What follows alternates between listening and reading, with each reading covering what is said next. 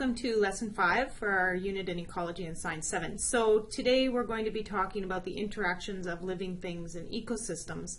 And one of the things that we need to know, and we've talked a little about in class before, are that living things interact with each other and their physical environment. And organisms are influenced by environmental forces, and each organism influences the environment to some extent. So even though they're reacting to what's out there, those stimuli and those interactions, they are also affecting that environment. Now, remembering back to our first couple lessons that ecosystems are entire systems formed by those interactions among the different living and non-living parts of the environment, forests and deserts, animals. Organisms interact with each other and use and recycle chemicals from the environment.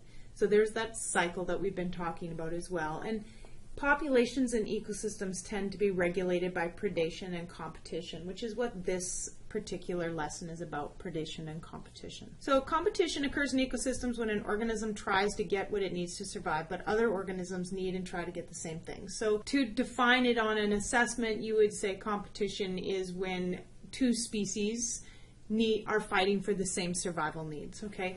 So a predator is an animal that hunts another animal for food, and prey is obviously the organism that is being hunted. So how does competition limit the sizes of populations?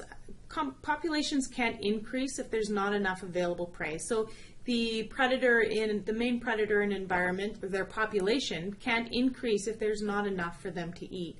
And the predators actually keep the population of the prey from increasing. So we talked a little bit about that lynx and the hare example in this case.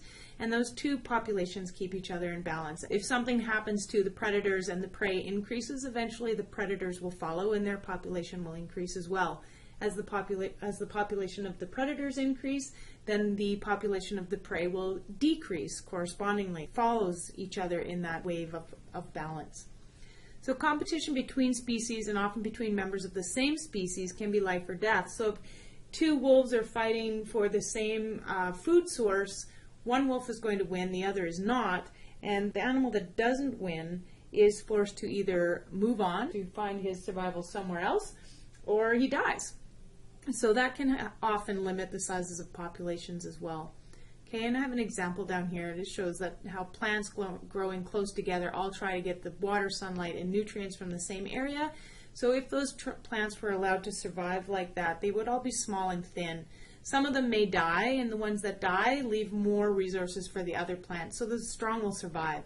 If you remember back to our walk in the Malcolm Knapp forest, they had that one forest on one side where they had left it alone, and all of the trees had come up really skinny and spindly and weren't very big, and a lot of the ones underneath had started to die.